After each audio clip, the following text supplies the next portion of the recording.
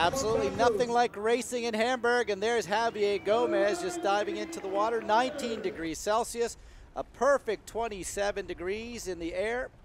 And that is Varga from Slovakia taking it out very quickly. 2 laps here. Gomez only about 10 seconds behind him, and then Jan Frodeno, the man from Slovakia, will be first out onto the start of the bike. It is 8 laps and a huge crowd, expected to be somewhere around 250,000 people. The 10th anniversary of racing here in Hamburg. They were the World Championships back in 2007, and they really know how to come out and cheer on these athletes.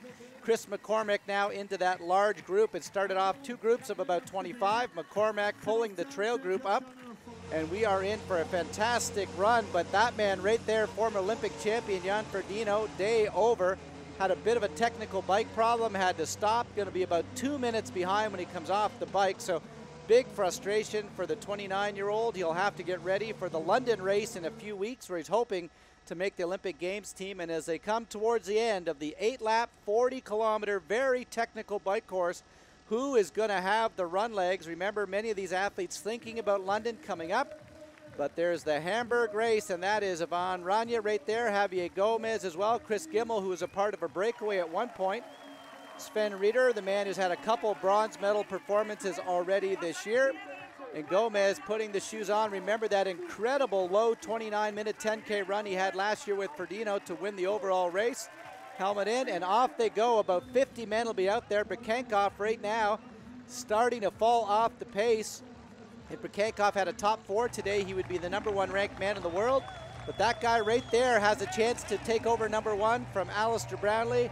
Gomez late into the run. There's Haas trying to make a break as well.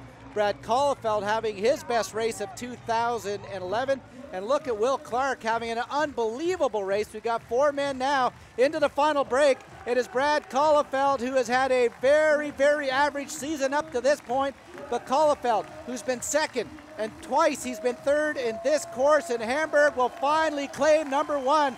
Brad Caulfield from Australia will claim his first WCS win of 2011, and as he is ecstatic. Just behind him, a solid day for Haas. What a fantastic performance as the guys are coming in. Will Clark was second, Haas third across the line. What a fantastic finish for Brad Caulfield. The day's fastest run going to Will Clark from Great Britain. And as you take a look at the slow motion, it is Caulfield first, just behind him Clark, then Haas, and a solid 4th place finish for the German, but a great run for Brad Caulfield, who claims #1 here in Germany.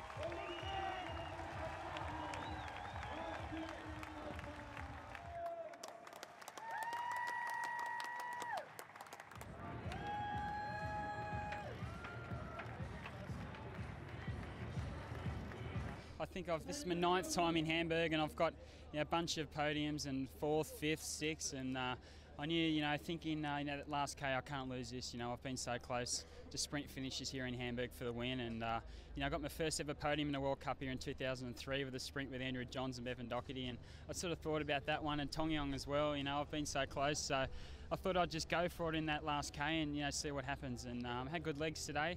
The other boys pushed hard the last lap, and I paced off them into the win, then come out the last minute, and I'm very happy.